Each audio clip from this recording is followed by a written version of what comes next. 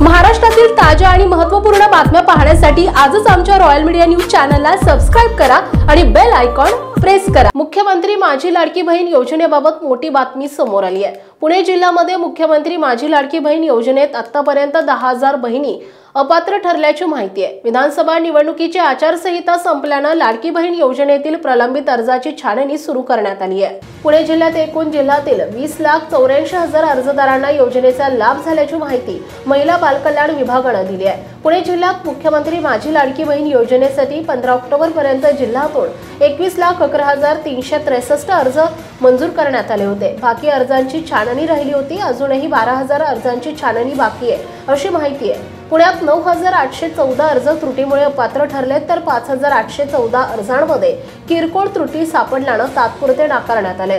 पुणे शहरात 6,82,055 अर्ज आलेत, त्यातील 6,67,040 अर्ज मंजूर झाले तर 3,494 अर्ज अपात्र ठरले। पुणे जिल्ह्यात सर्वात जास्त हवेली तालुक्यात सर्वात जास्त अर्ज आले। 4,19,859 अर्ज आले तर त्यातील 4,15,510 अर्ज मंजूर करण्यात आले। यातील 1,166 अर्ज अपात्र ठरलेत। जिल्ह्यात एकूण 21,11,946 अर्ज दाखल झालेत, त्यातील 20,84,364 अर्ज मंजूर झालेत तर 9,814 अर्ज अपात्र ठरलेत। महाराष्ट्रातील ताज्या आणि महत्त्वपूर्ण बातम्या पाहण्यासाठी आजच आमच्या रॉयल मीडिया न्यूज चॅनलला सबस्क्राइब करा आणि बेल आयकॉन प्रेस करा।